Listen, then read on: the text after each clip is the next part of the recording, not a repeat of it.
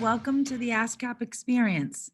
I'm Jody Marr, and I'm joined today by my three esteemed, amazing co-panelists, Autumn Rowe, Matt Ramsey, and Vince Mendoza. And today we hope to speak to you about songwriting for the voice, the one instrument we all own. Now, there's a lot to know about how voices work when writing songs, whether for yourself or targeted to an artist. So I'm just going to jump right in and throw out my first question to the group and talk about, when we think of, let's say, hit songs, they are hooky, ultimately easy to sing. So I wanted to ask, in your opinion, my esteemed panelists, what makes a song singable or maybe not so much so? Maybe, Matt, would you want to talk a little bit just to start with even just basic vocal anatomy? Yeah, sure. Of course. Well, thanks so much for having me. I'm really honored to be here. It's really fun to talk about this stuff. So I think you asked a really good question. I'm actually going to distinguish between them, which is that you asked like what makes for a really good song and what makes for a singable song. And sometimes as a vocal coach, I think that those are two very different things for people because, I'm just thinking, for example, like a song like Chandelier by Sia. I think that's a great song. I think it is incredibly difficult to sing that song very well. I mean, it's a monster of a song. So, one thing that I see a lot of kind of beginner singers, a mistake that I see them make when choosing songs is they're not really aware of kind of their vocal range and where their voice sounds best. So yes, you may be able to sing from, an E2 all the way up to an E5, but do all of those notes sound good? Probably not. Probably there's a range of notes in there that tends to sound better for you than others. And of course, that is something that is changeable. That does change over time. And if people are doing vocal training, then you can get a lot more functionality in those different parts of your voice. But if we're talking about taking you where you're at right now, I think it's really important to kind of know the places in your voice that sound really good and strive to choose songs that kind of emphasize that. And one thing, you were talking about the anatomy, just a really quick anatomy lesson on the way that the vocal folds work. The vocal folds are just thin layers of mucus, membrane, and muscle. They hang out in your throat and they come together to vibrate against the air from your lungs.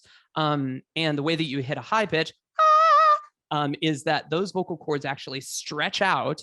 And when they stretch out, they vibrate more quickly. When they thicken, they vibrate more slowly, just like the strings on a guitar. The E string is really thick. It's going to vibrate lower, and it's going to have that lower kind of resonance to it. And the same thing is true of a thinner string on the guitar. It's going to vibrate at a higher frequency. And the vocal cords work in the same way. Now, the vocal cords are the one thing about your voice that you can't really change once you make it past your big adolescent transition, in your teens or your early 20s, and your voice starts to settle. You can't really change what's going on with your vocal cords, but you can train them.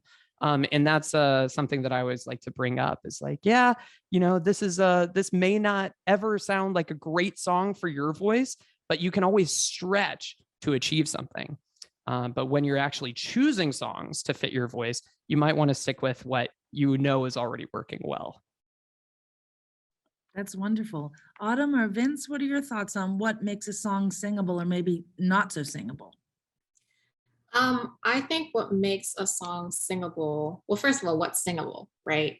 What is singable? Like to me, what makes something singable is the average everyday Joe who's not necessarily a singer wants to sing it. So what makes someone who maybe isn't a singer want to sing something? I think that it sounds fun to sing. And what makes something fun to sing is that it's fun for the artist to sing. So I think the more comfortable the recording artist is with the record, the more it's in their range, the more accessible it is for their vocals, the more singable it will appear to other people. But like Matt said, Chandelier is pretty singable for Sia. It's not singable for me and for most people, but for people, but it feels singable. And I also feel like what makes something singable sometimes is like range of notes, so sometimes something that's kind of a higher range that feels like a Bon Jovi song or Journey, or something that feels like the singer is giving their all, feels singable, because it's like it feels like they're singing at their peak even. That makes it feel singable, because now you're in your car or in the club and you're like doing that. I think that makes something singable. So yeah, I just think whenever it feels good for the artist to record, when I'm writing with an artist, I like to do something where we sing the whole song a cappella, just in the room. And then we go in the booth and we just sing it straight through, no stops. And first question, I'm like, how does it feel to sing? And they're like, it feels really good, actually. Like sometimes they're surprised with how fun and how comfortable it is to sing. They're like, this feels really good to sing. I'm like, okay, that's a good sign. And if we're noticing some strains, I'm like, let's change the key. Let's make it more singable for you. Because at the end of the day, it's pretty much up to the artist to sell this record. So in my opinion, that's what makes something singable. Can I jump in on that real quick too, Yeah. Adam? In that I think the people that are listening to this, when they sing something all the way through, like you're talking about, you're going to hear and you're going to feel as a singer where your voice is happiest. If you're having to sing like the entire time, or like the entire time, in neither one of those areas does your voice sound really happy. But in the middle, you'll probably find that there's a section that starts to feel really good. And I would say just try to listen for that and be aware of that and find keys, like Autumn is saying, that kind of utilize that. Exactly. I think I'm going to jump in at this point too, and maybe add something to what Matt and Autumn have to offer in this subject. And first of all, thank you for your invitation to be a part of this party. And I thought that I might throw in a couple of nuts and bolts ideas about singability for the writers that are listening to this. And feel good, not feel good is great. But when we're talking about writing something where we don't really know who's going to sing it, then that's another subject. So I thought I would offer a couple of little nuts and bolts items. And when I think about writing melodies, melodies are shapes, and shapes are intervals. And so when I'm thinking about writing these shapes, I think about two things. The first thing is the compass, or you might think of it as range if you're applying it to an instrument. The compass, if you're looking at a staff, from the top note to the bottom note, think about the Star Spangled Banner, right? The compass of that melody is extremely wide. That's part of the reason that it's so difficult to sing. But then, of course, on the other hand, would be an extremely narrow compass where you might have, the top note would be a step from the bottom note of a melody. And in that case, it's really not that interesting of a melody, it just inherently, because it has no shape to it. Maybe we're paying attention to the words at that point, and it's not that important. But in terms of the melody, it is. And the second element is the center point of where this melody lies. And that's where this comfort zone that Autumn and Matt were talking about. If you feel that, or if as a writer you feel that the artist that you're working with, their center point is here, right, then you're free to have a reasonable compass around that center point.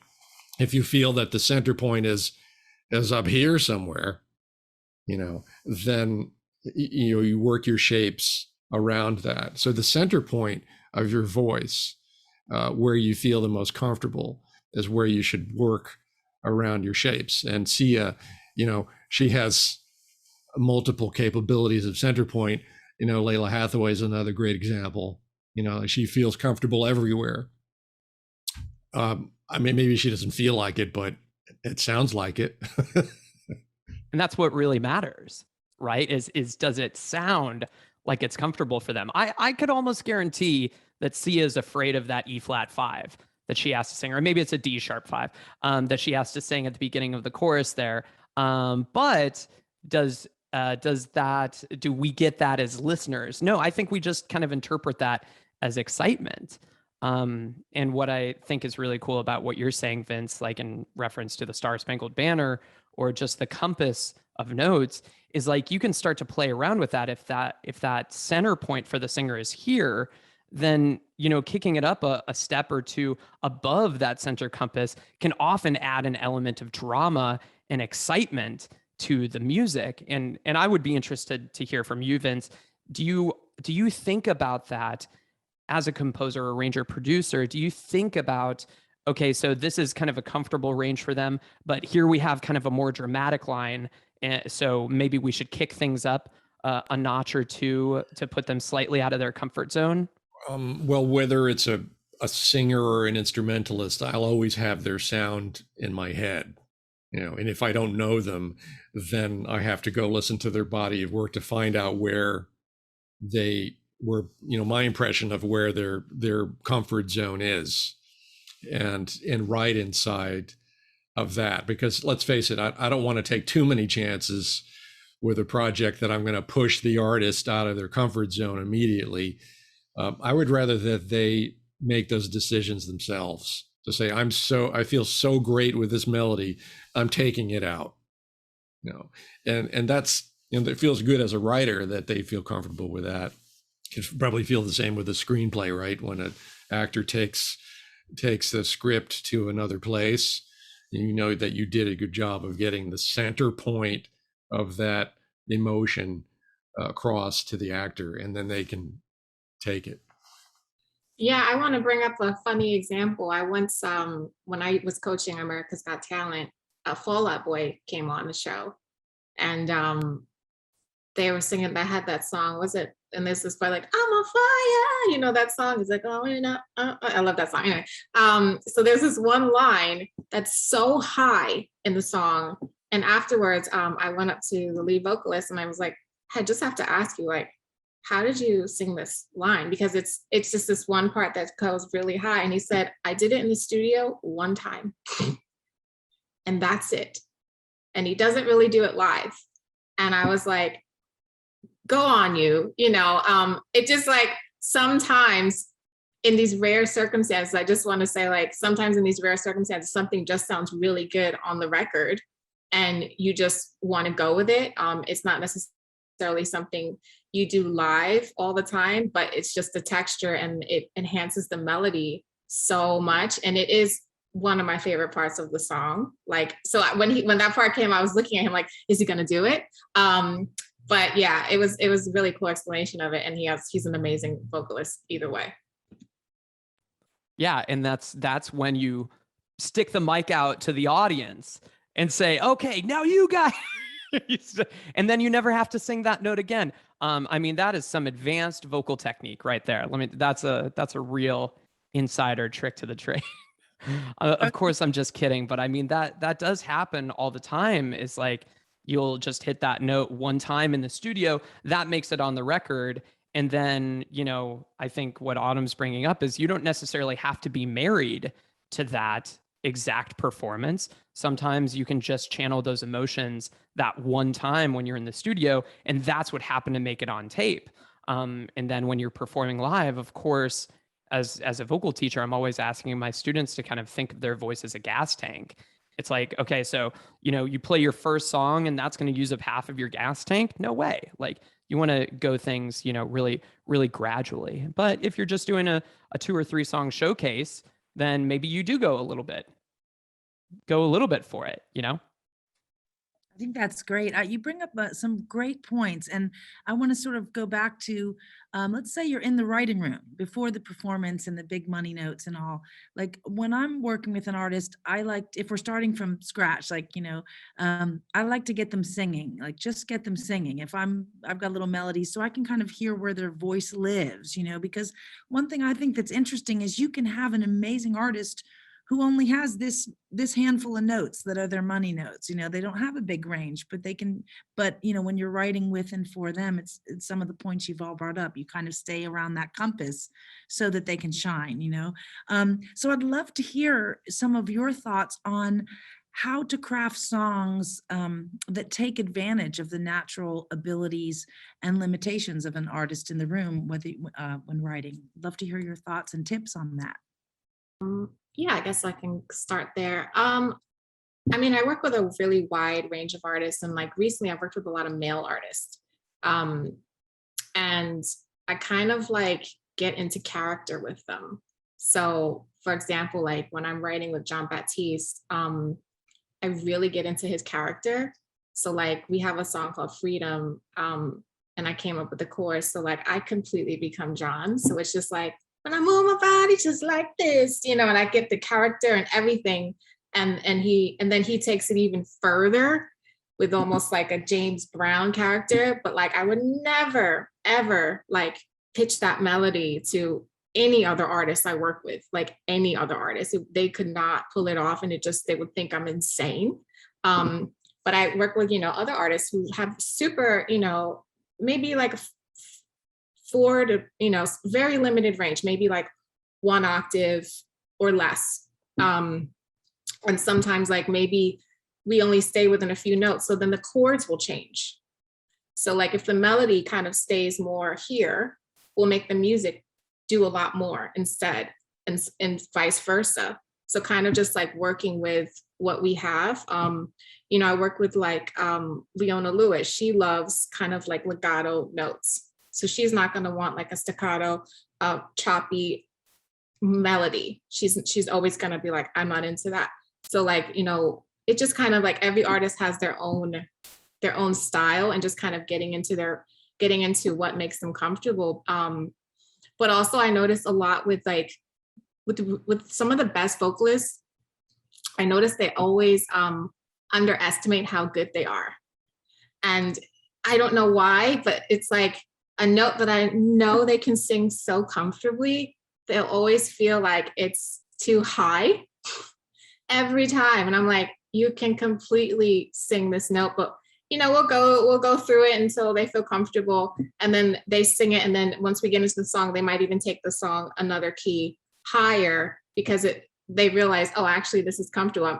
I don't know if it's sometimes maybe they're hearing me sing it and it sounds hard for me to sing because I'm not nowhere near as good of a singer as they are. But yeah, I think we have to treat each artist like so individual and really cater to what makes them feel comfortable, still being slightly experimental, and not caging ourselves into a box at the same time. And still kind of, I love to be experimental, and I love to play with vocal textures and just try things, because we're always looking for something new, right? Always looking for a new sound, always looking for something we haven't done, something we haven't heard, especially if you've been doing this for a long time, you always want to kind of reinvent yourself a little bit. So yeah, just a slight bit of experimentation mixed with like what makes them comfortable. That's so well said. I love that, because when I was thinking about what you were talking about with like, you'll work with singers with a limited vocal range, but you'll start to change the chords around and the same melody kind of works. I mean, I think of Amy Winehouse, and I love Amy Winehouse, but she did not have a super wide vocal range that she used. There was like a particular section of her voice that she could get that really, really brassy kind of old saxophone, 1960s Motown kind of sound. And so I'm thinking of like a song like Rehab, where it's like, she stays in that one section for the introduction, and then during the chorus, she's singing very close to the same melody. It's just the chords change, so the context around that changes. And I think that that's really crucial for the people that are maybe just getting started out, or maybe just do have a slightly more limited vocal range, not the Layla Hathaways or the Jeff Buckleys out there. Exactly. I think sometimes if the vocal range is, if the melody is a little slightly monotone and the vocals are not moving a lot and the music isn't moving a lot, it can feel a bit drony.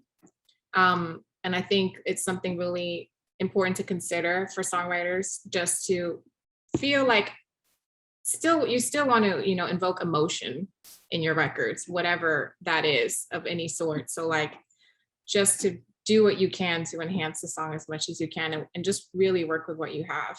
That's such amazing advice, all of you.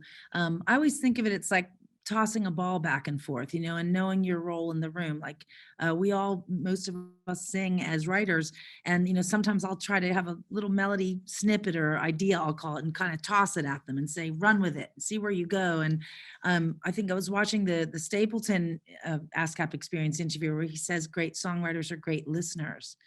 And I think that's so important. Like, no matter how great a singer you are in the room, I'm always reminding myself, not that I'm a great singer, but to say, if I'm writing for another voice to sing, throw them a little idea and zip it for a minute and let them have fun with it and play around with that. And because they'll find the compass for us, right? They'll find that spot. Sometimes, like you said, they're afraid of it and you have to give them a little kick, and then they run with it, so it's really fascinating. And also another little point, when you have a belter or a crooner or a grumbler, somebody has a thing that they do, and like I've worked with artists like Mika, who has the falsetto thing, or Paloma Faith and the Amy Winehouse thing. And it's always a challenge. I'd love to hear what you guys think about when you're working with someone who has a trademark thing, that balance between it becoming sort of a trick and also exploring other things and not always falling to that. And at the same time, following the emotion of the message. So I know you've all worked with some of the greats, in our business. So if you have any thoughts on that, or, pitching to different vocalists when it comes to that, they're known for a sound or a thing that they do with their voice. Any thoughts on that? Well, first off, just to go on that real quick, because I'm a vocal coach and I come from the vocal coaching world, I see a lot of singers that are like, oh, I can't do vocal training. They're going to train out what makes me sound like me. And I just wanted to throw out, if that is a fear that you guys have as listeners, as singers, that is so not, I'm sure that there are vocal coaches that do that, but that is so not the goal of vocal training. The goal of vocal training is to help you do what you already do, but better. So, I mean, I'll work with metal singers where it's just like, they have just thrashed their voice till there's nothing left. And it's like trying to rebuild that so that they can continue doing that in a slightly healthier, safe way. Not going to make them sound like an opera singer, because again, that's going to take away what makes them special, what makes their sound, and what makes them unique, but helping them find more effective and efficient ways of doing what they already do well, without taking away what makes them special. Yeah, but Matt, you brought up a really good point, because I've done some coaching as well, and like I've had to do a lot of there's not everyone's a good coach for you and for what you're going for. So like I've met a lot of people who like, oh, I want to be a pop singer, but they've been so like studying like opera or theater, and then they try to sing a pop song and it sounds like Broadway version of a pop song, and I'm like, you're over enunciating, it doesn't sound believable, it sounds theatrical. And I'm like, why are you singing like this? It's like, oh, this is what my coach told me to do. And I'm like, well, maybe you've been seeing the wrong kind of coach. If this is now the career path for you, you need someone who's going to work with your goals better. But I think a lot of people have misconceptions about like, oh, just any vocal coach can work. Right. And that's not it. And a lot of people think that, oh, I want to learn how to sing, I better start off by training classically, because that's kind of like the foundation for everything else, right? No, not at all. If you are singing pop, if you are singing rock, you should be seeking out vocal coaches that have experiences teaching more modern music, because the same rules do not apply. Just like a little thing on kind of like, anatomy. When we're talking about like more classical or more operatic singing, we're talking about what we call a very convergent resonator, which means that the back of your throat is very open and the front of your throat, or the closer to the lips, is very, very close. This kind of a sound. With more pop, we're actually talking about what we call like more of a divergent resonator, which is usually the larynx is a little bit higher. Yeah. or the soft palate is dropped a little bit so that we have more of this like wide open sound out front and things are a little bit smaller in the back. And, you know, classical teachers would be like, that's wrong. Never do that again. That's going to destroy your voice. In fact, it's really important to learn how to do both of them correctly, but to know where you're going to go and work with people that are going to help you get there. Just because you're a soccer player doesn't necessarily mean that you should take football training. I mean, it might make you better in some ways, but you should probably find a soccer coach. Sorry if that's confusing to people outside the US for whom football and football are the same. I'm talking about American football and American soccer, just to clarify. An important distinction. So just let's talk for a second, if you would humor me, about the material, lyrics and melody. And as a songwriter approaching a voice to sing those, are there certain words or sounds that trip singers up? And how do you make melody stand out? Yeah, it's really interesting with that. Sometimes when I'm writing, I can be a little bit wordy because I'm a very like rhythmic person. And I love drums and rhythm. So sometimes I'll use the voice kind of percussive with my melodies, especially for like dance music and up tempos. But I'll work with a vocalist and they'll say, can we take this word out? Can we take this word out? And I'm like, absolutely. Because not everyone can sing comfortably those kinds of melodies. I find though very often like the artists, even if they're not writers, intuitively are really great at knowing what works for them and what doesn't work. And also like, you know, there's just certain vowels that are easier to sing than others and different and easier for other people to sing than other people. And you'll learn quickly in a session. I've had so many sessions where the artist does not write, is not even super interested in what the song is about. It's just more about, can they hit that note in that particular vowel? And I'll have to like maybe rewrite a lyric to fit that vowel even sometimes, you know, which feels so backwards for me. But that's really what they care about, is like, can I sing this and how does it feel? So yeah, that's super important. I have actually the opposite experience. So be heartened to the audience out there that it could go either way depending on who you're working with. But my perspective of working with an artist generally is almost after the song is done, and so we're really concentrating mostly on the emotional fabric of the song and what the lyric is trying to get across. So generally, when I'm working with a vocalist, their main point is to get the message of the lyrics across, especially if the songwriter happens to be in the studio, that it becomes that much more important to really nail the spirit of the lyric. But I would say 9 times out of 10 in my experience that the vocalist is going to do whatever it takes musically to make that word come across. And if it means that they're gonna scoop under the melody that you wrote, they might do it. They speak the word or take it down an octave. But for them and for me, the most important aspect of getting the vocal performance across, even as a producer or an arranger, is to follow the emotional content and pacing of the song. And you know, what's the message that you're trying to convey to the listener, and how do you want them to feel about it? And so whatever they have to do to make that happen is what they need to do. That is such a good point, Vince, too, because usually as a vocal coach, I'm on the other side of the creative process. I'm usually dealing with kind of finished products in terms of songs.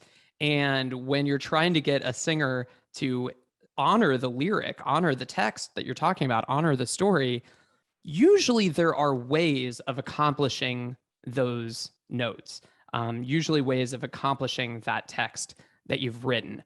It may not always be easy, as Autumn's talking about, like certain vowels don't treat everybody exactly the same.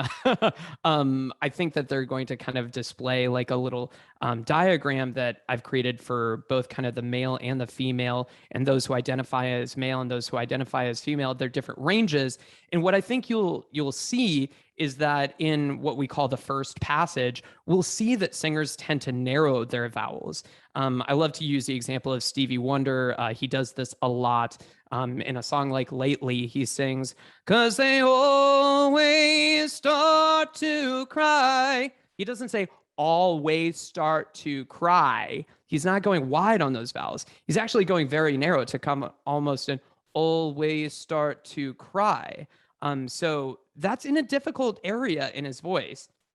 It may not sound like it because Stevie has such a wonderful facility across all of his range, but there tends to be, and if you look at the diagram, you'll see there's kind of like what we call a vocal bridge or a vocal passage, kind of in between the bottom part of the voice and the top part of the voice. And usually those notes in the middle are really tricky, but they also usually happen to be the most exciting ones to listen to. And so I would say that there are ways of accomplishing both. And typically, I don't have somebody sing, a completely different word or a different melody to help them get there. Instead, it's just, let's do a vocal exercise to help you do that. Or, let's narrow the vowel slightly or open the vowel slightly, depending on the case. Thank you. That's great. One question going back a little bit to what Vince mentioned. I'm always fascinated by melodic space and what that affords you in writing, motif, hooks you want to repeat, and giving that space to breathe, the notes that you don't write into the song.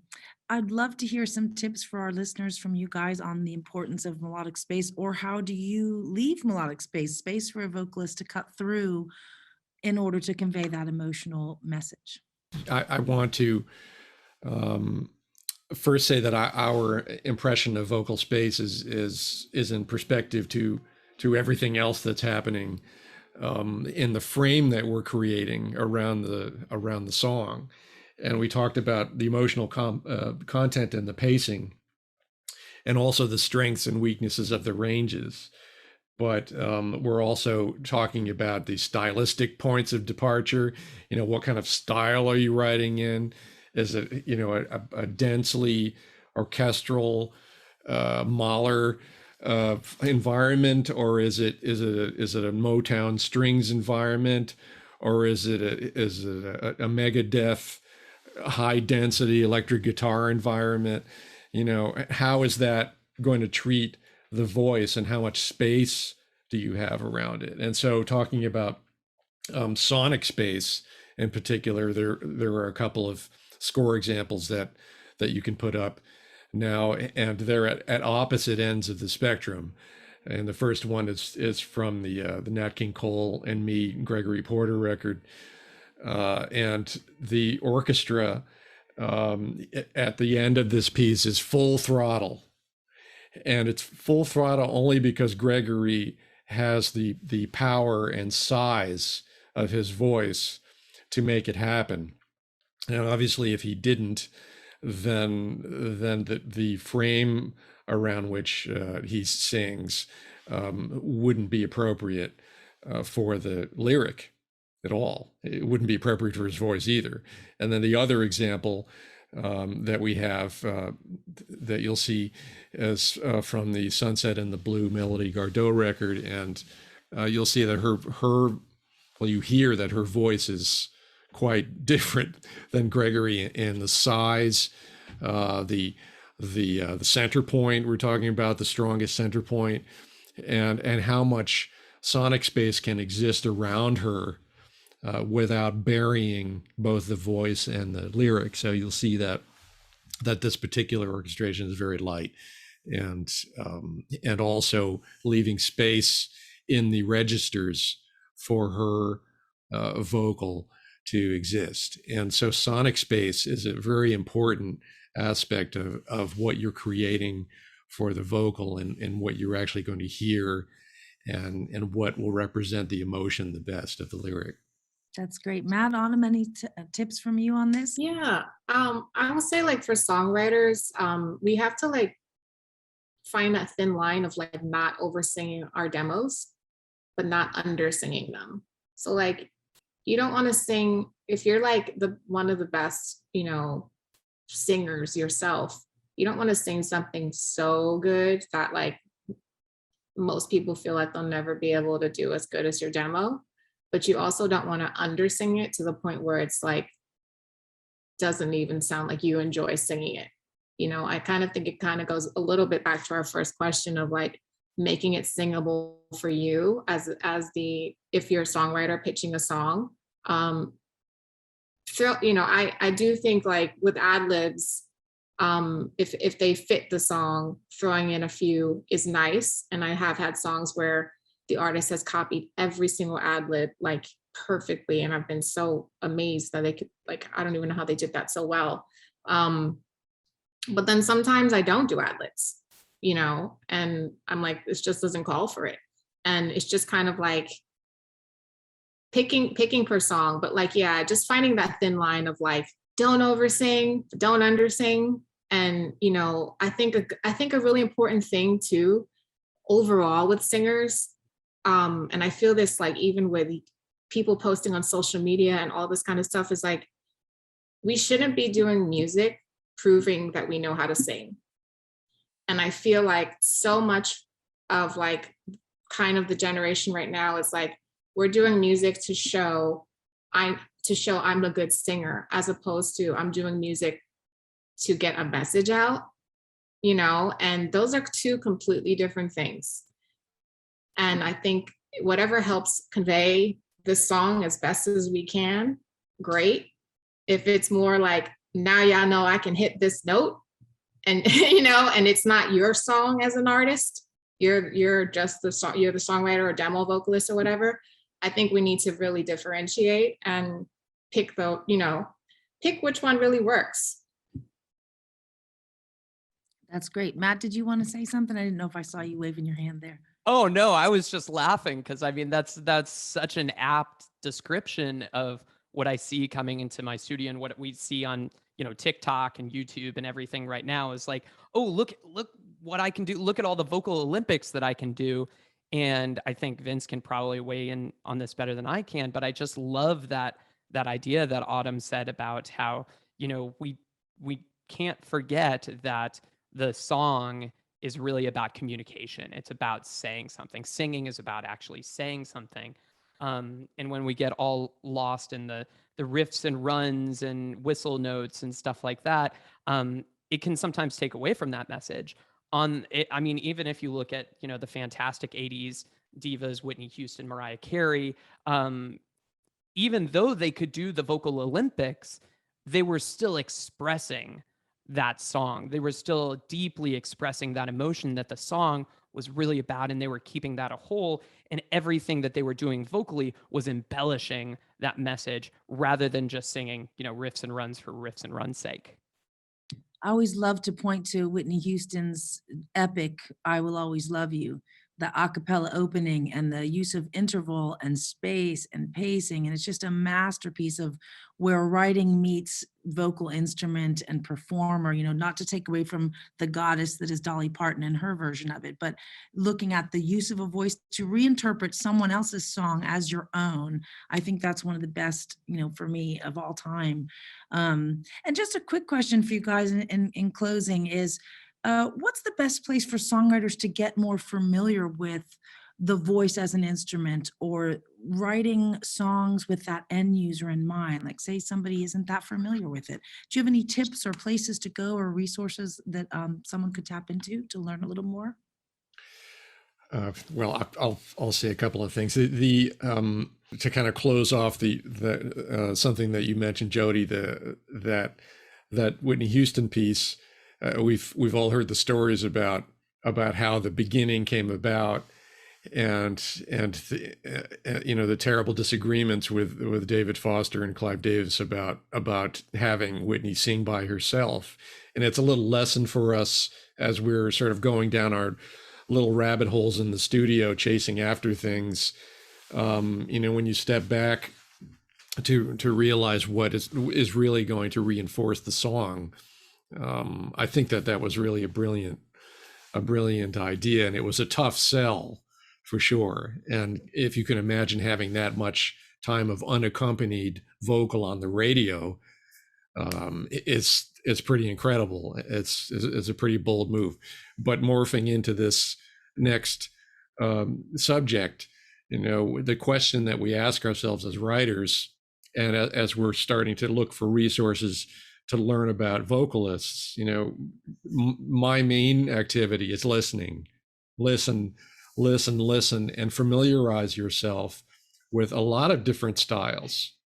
And in particular, not only how they use the vocal and the frame that is put around the song, but what the vocalists are singing about. And then when you are writing, to decide, what am I going to write about?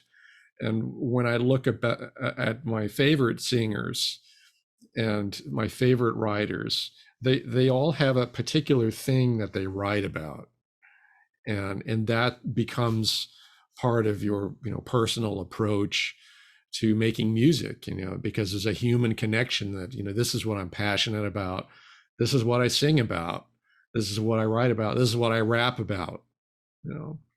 My favorite rappers are the ones that rap about particular things. And so that's, for resources, listening and thinking about what people sing about is so important. Absolutely. I think that can't be stressed enough. I talk about that so much when I'm mentoring at schools and stuff. Like, what do you want to say? What is your message on this earth? Who are you as an artist? What is your mission statement? The problem is a lot of people don't know. And a lot of people just have a nice voice and think that they think that's enough. But that is rarely enough to have a legacy.